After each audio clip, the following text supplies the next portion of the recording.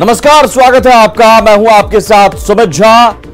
इस बुलेटिन में आपको दिखाएंगे दिन भर की तमाम बड़ी खबरें और साथ ही बताएंगे उन खबरों के मायने। सबसे पहले खबर पटना से, जहां शिक्षक अभ्यर्थियों पर आज पुलिस की लाठी जमकर बरसी। शिक्षक अपनी मांगों को लेकर कल से राजधानी में जमकर प्रदर्शन कर रहे थे।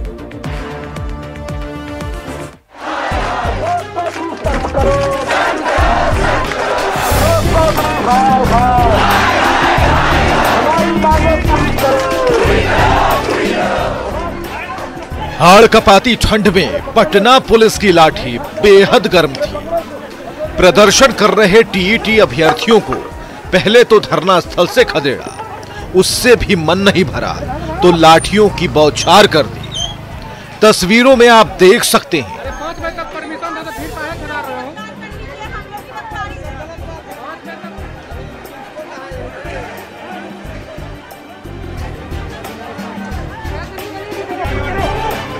दरअसल प्राथमिक शिक्षक नियोजन प्रक्रिया को जल्द से जल्द पूरी करने की मांग को लेकर प्रदर्शन कर रहे अभ्यर्थी दोपहर बाद धरना स्थल के गेट पर आकर नारेबाजी करने लगे।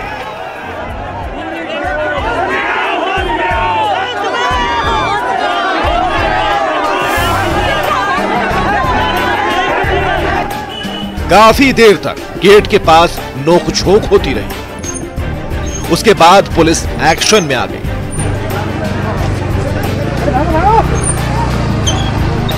दरअसल 94,000 पदों पर बहाली नहीं होने से शिक्षक अभ्यर्थी कल से ही प्रदर्शन कर रहे थे। बिहार भर से अभ्यर्थी पटना में जमा होकर प्रदर्शन कर रहे थे।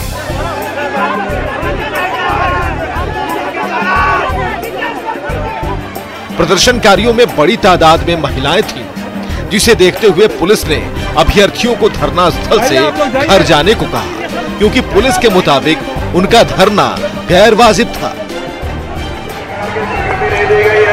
अनुमति नहीं है और आपके द्वारा यह जो प्रयास किया जा रहा है यह गलत है।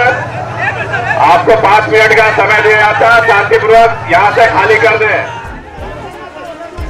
जब पुलिस का कहना उन्होंने नहीं माना तो पुलिस ने जबरन लोगों को वहां से खदेड़ दिया, धरना खत्म करवाया। न्यूज़ 18 के लिए पटना से रजनीश की रिपोर्ट। दरअसल पुलिस के मुताबिक अभ्यर्थियों को धरना की अनुमति नहीं थी। प्रदर्शन से पहले प्रशासन की अनुमति लेनी होती है। वहीं बिहार के कोने कोने से अभ्यर्थी यहां जमा हुए थे। बिहार में 94,000 पदों पर शिक्षकों की बहाली होनी है और प्रदर्शनकारी अभ्यर्थी जल्द से जल्द बहाली की मांग कर रहे हैं। काउंसलिंग की तारीख जारी करने की मांग कर रहे हैं। सरकार ने भी जल्द से जल्द बहाली का भरोसा पहले ही दे दिया है। इस वक्त करीब 4.5 लाख नियोजित शिक्षक बिहार में कार्यरत हैं और 94,000 शिक्षकों की नियुक्ति होनी है, लेकिन अभी भी बहाली प्रक्रिया पूरी नहीं हुई है। मेरिट लिस्ट जारी हो चुकी है, लेकिन काउंसलिंग की डेट अभी भी आनी बाकी है। आगे बढ़ते हैं। फिल्म तांडव को लेकर शहर शहर तांडव मचा हुआ है। वजह है वेब सीरीज में कुछ विवादित डायलॉग्स और सीन का होना। फिल्म के निर्माता पर हिंदुओं की भावनाओं को आहत करने का आरोप है। फिल्म के डायरेक्टर ने माफी तो मांग ली, लेकिन विवाद थमने के बजाय बढ़ता ही जा रहा है। प्रभु ईश्वर, ये राम जी के फॉलोअर दिन भर दिन सोशल मीडिया पे बढ़ते ही जा रहे हैं। मुझे लगता है हमें भी कोई नई सोशल मीडिया स्ट्रैटेजी बना लेनी चाहिए। वेब सीरीज तांडव के ऐसे ही डायलॉग्स को लेकर पटना से पुणे तक और आरा से आगरा तक बवाल मचा हुआ है। सीरीज को बैन करो, बैन करो, बैन करो। हिंदू भावनाओं को ठेस पहुंचाने को लेकर बिहार के मुजफ्फरपुर में भी परिवाद पत्र दाखिल किया गया है, जिसमें तांडव के निर्माता और 32 कलाकारों समेत कुल 96 लोगों को अभियुक्त बनाया गया है। लेकिन अब फिल्म सुनहरे पर्दे से निकलकर सियासी गलियारों तक पहुंच चुकी है। तांडव पर सियासी घमासान मचा हुआ है। किसी भी निर्माता निर्देशक को इस तरह के फिल्मांकन को प्रसारित करने से पहले इस बात का ध्यान रखा जाना चाहिए कि किसी भी धर्म के लोगों की भावना आहत ना हो। किसी भी फिल्मकार को फिल्म बनाने की जरूर आजादी है, लेकिन ऐसे फिल्म वो न बनाए जिससे सामाजिक, धार्मिक और व्यक्तिगत भावना आहत हो। आजकल एक नई परंपरा चल गया है कि कुछ फिल्मकार तो ऐसे जानबूझ के समाज में द्वेष फैलाने वाले शब्द या कला को डाल देते हैं ताकि उनका फिल्म आने से पहले उनके नामों को पॉपुलर हो जाए, टीआरपी बढ़ जाए। तो इनसे बचने की जरूरत है और ऐसे फिल्मकारों से समाज को भी सावधान रहने की जरूरत है। निश्चित तौर पर यह घोर आपत्ति है और किसी के आस्था के साथ, हिंदू देवी देवताओं के साथ आस्था का खिलवाड़ ये कतई बर्दाश्त नहीं है। पर उन निर्माताओं को भी सोचना चाहिए कि इस प्रकार का परिदृश्य नहीं दिखाना चाहिए। पब्लिसिटी के लिए बहुत आयाम हो सकते हैं, पर इस प्रकार का पब्लिसिटी पाने के लिए इस प्रकार का दृश्य को अवलोकित नहीं होना चाहिए।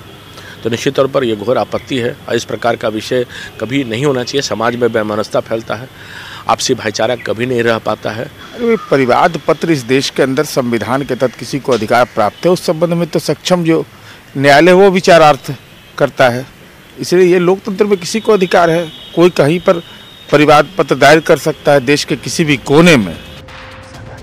दरअसल OTT प्लेटफॉर्म पर रिलीज होने वाली फिल्में या वेब सीरीजों के कंटेंट को सेंसर नहीं किया जाता, यानी कि OTT के लिए किसी तरह का कोई सेंसर बोर्ड नहीं है, जिसके कारण OTT पर रिलीज फिल्मों के कंटेंट विवादों में रहते हैं। Bureau report, news 18 network.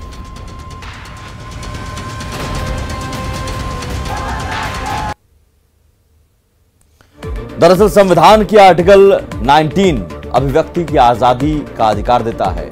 अभिव्यक्ति की आजादी के साथ कुछ जिम्मेदारियां भी हैं और क्रिएटिव फ्रीडम के नाम पर सौहार्द बिगाड़ने की इजाजत किसी को नहीं है। सूचना एवं प्रसारण मंत्रालय कंटेंट को लेकर गंभीर है। सरकार पहले ही साफ कर चुकी है कि OTT प्लेटफॉर्म पर दिखाए जाने वाले फिल्म या सीरीज या कंटेंट को लेकर सेल्फ रेगुलेशन कोड बनाए जाए, और अगर OTT प्लेटफॉर्म अपने लिए सेल्फ रेगुलेशन कोड नहीं बनाते हैं तो फिर सरकार कोड बनाने पर विचार कर सकती है। सियासत की बात करेंगे। JDU MLC संजय सिंह के आवास पर महाराणा प्रताप की पुण्यतिथि पर कार्यक्रम हुआ। कार्यक्रम में JDU के तमाम नेता पहुंचे और पुण्यतिथि के बहाने सियासी समीकरण साधने की कोशिश हुई।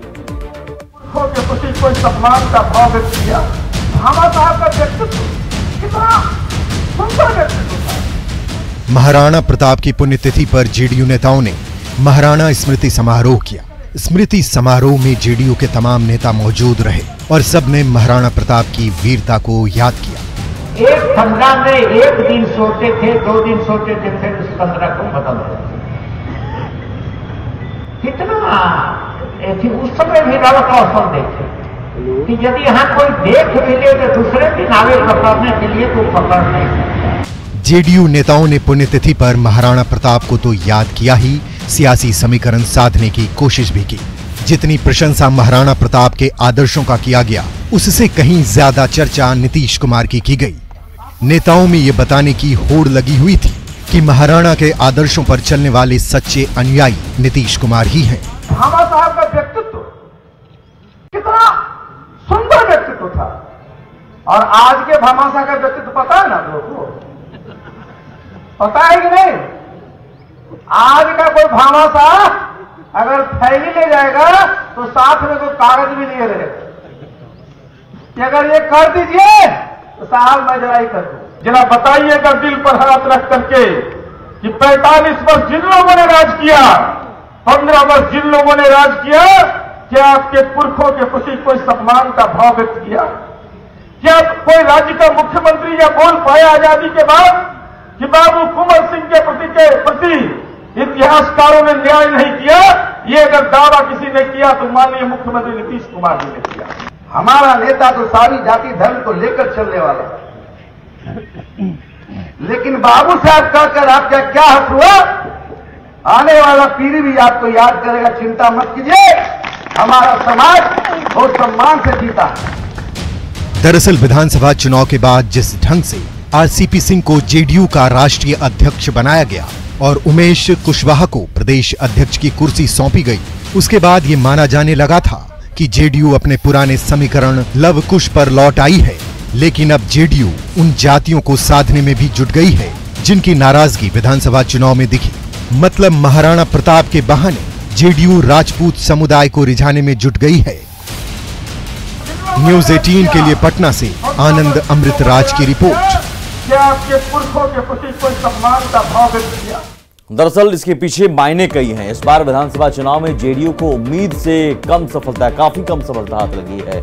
लिहाजा जेडीयू अब हर मोर्चे पर काम कर रहा है, हर जाति हर वर्ग को साधने की कोशिश है। संगठन से लेकर सोशल इंजीनियरिंग तक जेडीयू मजबूत कर रहा है।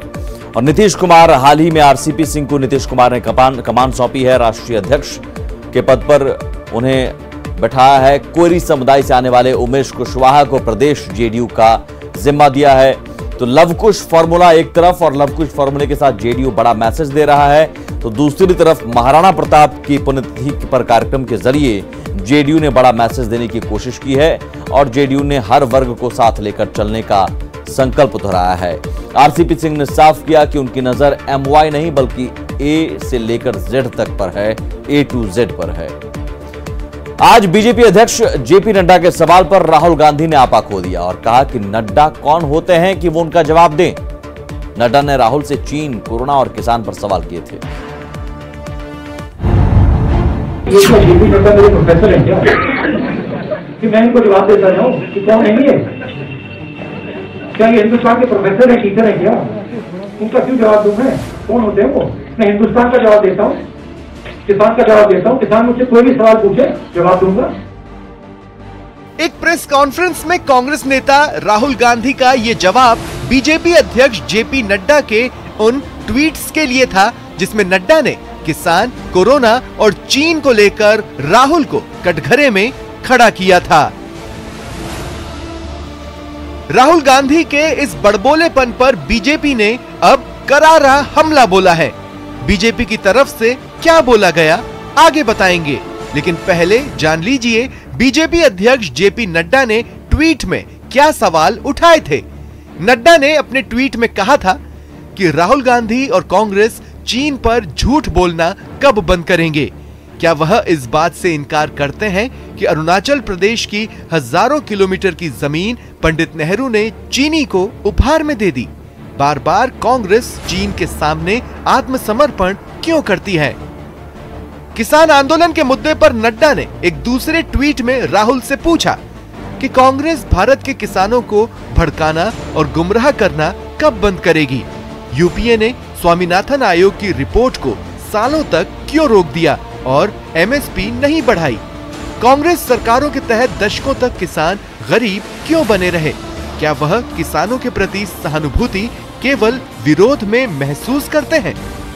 दरअसल चीन को लेकर एक ट्वीट के जरिए राहुल ने सरकार को घेरा था और कृषि कानून को लेकर तो वे इन दिनों सरकार पर हमलावर है ही। इसी पर जब नड्डा ने राहुल को आईना दिखाने की कोशिश की तो उन्होंने ऐसा जवाब दिया जिस पर बीजेपी ने असभ्य करार देते हुए उन पर हमला बोल दिया। नड्डा जी ने सवाल क्या पूछे? राहुल गांधी भाग गए, प्रश्नों का उत्तर नहीं आता तो कबूल करो असफलता। लेकिन उन्होंने खेती पर सवाल पूछे, उन्होंने चाइना पर सवाल पूछे, एक का भी जवाब देने के बजाय अपनी चिरपरिचित असभ्यता का परिचय देते हुए राहुल गांधी ने कहा नड्डा कौन होते हैं मुझे पूछने वाले। अरे नड्डा भारतीय जनता पार्टी के अध्यक्ष है। यहां बीजेपी ने राहुल की प्रेस कॉन्फ्रेंस के मकसद पर भी सवाल खड़े किए। ये क्यों आज प्रेस कॉन्फ्रेंस?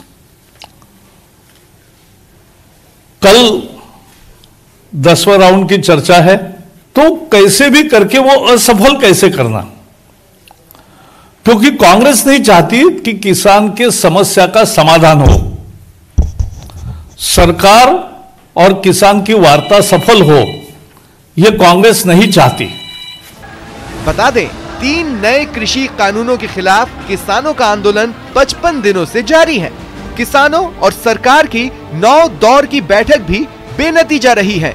अब सबकी निगाहें बुधवार को होने वाली 10वीं बैठक पर है, लेकिन उससे पहले राहुल गांधी ने कानून को लेकर सरकार पर हमला बोल दिया और बोलने की मर्यादा भी पार कर दी। Bureau report, news 18 network.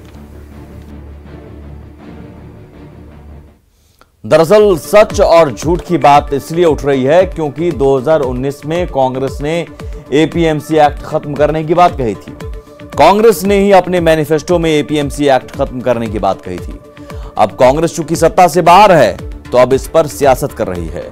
कृषि कानून को लेकर किसान पिछले 55 दिनों से आंदोलन पर हैं। कांग्रेस किसानों के आंदोलन को हवा दे रही है और सियासत चमका रही है। इन सब के बीच पश्चिम बंगाल की सियासत भी अब तेज हो गई है, संग्राम में तब्दील हो चुकी है। एक तरफ दीदी ललकार रही है तो दूसरी तरफ बीजेपी हुंकार भर रही है। और इसी बीच नेताजी सुभाष चंद्र बोस की 125वीं जयंती 23 जनवरी को मनाई जाएगी, जिसमें पीएम के साथ ममता बनर्जी को भी हिस्सा लेने के लिए न्योता भेजा गया है। टीएमसी कर रही है वार, बीजेपी कर रही पलटवार। तू डाल डाल मैं पात पात। पश्चिम बंगाल की सियासत में आजकल यही चल रहा है। दिन ब दिन चुनाव करीब आते जा रहे हैं और जुबानी जंग तल्ख होती जा रही है। ममता बनर्जी ने बीजेपी को नक्सल से खतरनाक बताया है, तो वहीं बीजेपी के शुभेंदु अधिकारी ने पूर्वी मिदनापुर में एक बार फिर ममता बनर्जी को मात देने का दावा किया है। এখন থেকে প্রাক্তন এমএলএ প্রাক্তন মুখ্যমন্ত্রীর লেটার হেড পেজ ছাপিয়ে রাখতে হবে। লড়তে আমি জানি, সঙ্গে আছেন তো? আছেন তো? জিতবো আমরা, জিতবো আমরা। মমতা ব্যানার্জি হারবে, হারবে, হারবে, হারবে। भारत माता की, भारत माता की। कृष्णा कृष्णा हरे हरे। शुभेंदु अधिकारी ने यह हमला उसी पूर्वी मिदनापुर के खेजूरी से किया है, जहां के नंदीग्राम में सोमवार को मुख्यमंत्री ममता बनर्जी ने न सिर्फ चुनाव लड़ने का ऐलान किया, बल्कि शुभेंदु के गढ़ में बागियों के खिलाफ गर्जना की। लेकिन लड़ाई अभी खत्म नहीं हुई, अभी तो ये सिर्फ आगाज है। शनिवार को पीएम मोदी भी कोलकाता में यानी दीदी के गढ़ में होंगे और नेताजी सुभाष चंद्र बोस की 125वीं जयंती कार्यक्रम का उद्घाटन करेंगे। इस दृष्टि से 23 तारीख को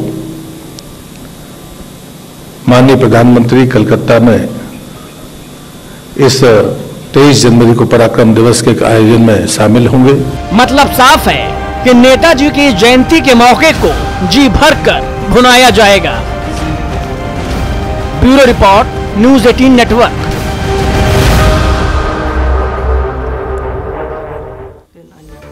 दरअसल 2011 के विधानसभा चुनाव में जहां बीजेपी खाता नहीं खोल सकी थी पश्चिम बंगाल में, 2016 में फिर उसने 3 सीटें हासिल की।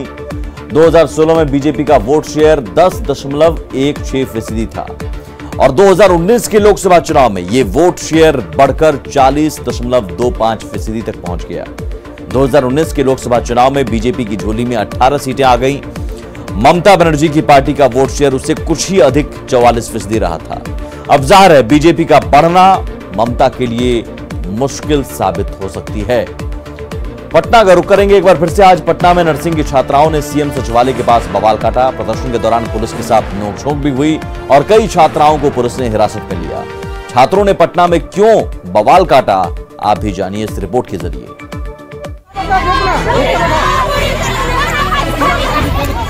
सीएम सचिवालय के पास ये बवाल बहाली के लिए हो रहा है। हंगामा करने वाली लड़कियां नर्सिंग की छात्राएं हैं। प्रतिबंधित इलाके में ये पहुंची तो पटना पुलिस ने इन्हें रोक दिया, जिसके बाद पुलिस और नर्सिंग की छात्राओं के बीच नोकझोंक शुरू हो गई। हंगामा करने वाली कुछ छात्राओं को पुलिस ने हिरासत में भी लिया। ये आप देख सकते हैं कि पुलिस के साथ जो है वो महिला पुलिस कर्मियों की जो है वो झड़प यहाँ पे हो रही है। और ये जरा देखिए, ये इन तस्वीरों को सारे जो यहाँ पे नर्सिंग की छात्रा हैं वो सड़क पर बैठ गई हैं और जाने से इनकार कर रही हैं। दरअसल राज्य स्वास्थ्य समिति ने ग्रेड ए नर्स की बहाली के लिए विज्ञापन निकाला है, जिसके लिए आवेदन की अंतिम तारीख 20 जनवरी यानी कल तक है। नर्सिंग छात्राओं का कहना है कि अब तक उनका रिजल्ट जारी नहीं किया गया है, लिहाजा वो बहाली प्रक्रिया में हिस्सा लेने से चूक जाएंगी। राज्य स्वास्थ्य विभाग की तरफ जो वैकेंसी निकली है जीएनएम कोर्स के लिए, उसके लिए हम लोग आए हैं। हम लोग वैकेंसी निकाली गई है और हम लोग के पास रिजल्ट और रजिस्ट्रेशन कुछ भी नहीं है। और GNN के हम ही लोग अंतिम वर्ष के छात्र हैं। इस हम लोग का कहना ये है कि आखिर हम ही लोग अंतिम छात्र हैं, अंतिम वर्ष के छात्र हैं, तो ये वैकेंसी किस वजह से निकाली गई है। अब देखना है कि अंतिम तारीख से पहले की तकरार क्या रंग लाती है। पटना से न्यूज 18 के लिए रवि एस नारायण की रिपोर्ट। 26 जनवरी को हार्पिक और न्यूज 18 के फ्लैगशिप कैंपेन मिशन पानी के खास इवेंट वाटरथॉन को सबसे बड़ा समर्थन और प्रोत्साहन मिला है हमारे देश के बच्चों से। आइए देखते हैं उनका राष्ट्र के लिए संदेश, जहां ये मिशन पानी प्लीज ले रहे हैं। स्वच्छता और पानी। We pledge to use water mindfully every time, every day, and encourage others to do the same. We are made of water. Water is life itself. Water is health. Water is hygiene. Water is safety, and water is future. I also pledge to support water conservation efforts and water equality and work towards a day when no one has to struggle for water. हमको बचानी है ये जिंदगानी। वो क्या है जो हम सभी को भारतीय होने पर गर्व महसूस करवाता है, साथ ही हमें बाकी दुनिया से भी अलग करता है? दरअसल वो है हमारी आत्मनिर्भर होने की क्षमता और हमारे अंदर आत्मसम्मान की भावना का होना। नेटवर्क 18 की पहल और ITC की ओर से प्रस्तुत स्वाभिमान भारत एक ऐसा ही इनिशिएटिव है जो आपको देश भर से ऐसे भारतीयों की कहानियां दिखाएगा जो सरकार की मदद के बिना समस्याओं का समाधान कर रहे हैं। उपलब्धियों की ऐसी कहानियां जो बताती हैं कि हम एक राष्ट्र के रूप में कितने सबल हैं। एक ऐसी ही कहानी है स्पेस टेक स्टार्टअप की, जो लॉन्च के लिए रॉकेट का निर्माण कर रहे हैं। ये कहानी है स्काई रूट एरोस्पेस की।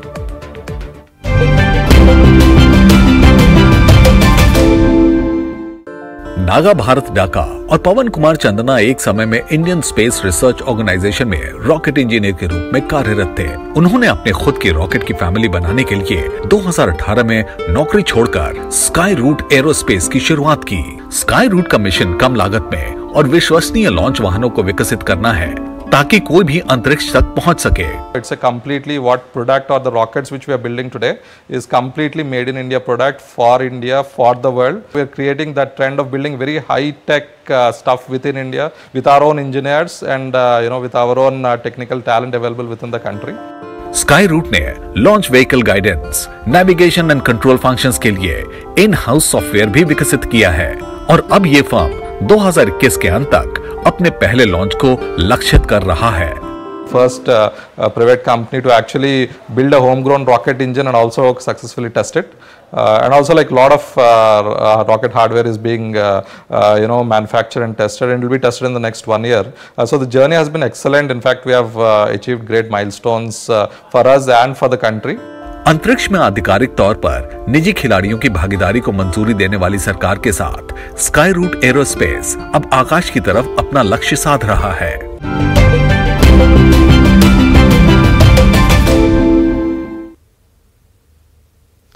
भारत से सफलता की ऐसी और कहानियां देखने के लिए बने रहे नेटवर्क 18 की खास पहल ITC प्रेजेंट्स स्वाभिमान भारत के साथ। और इसी के साथ इस बुलेटिन में इतना ही। आगे भी खबरों का सिलसिला लगातार जारी है। नमस्कार।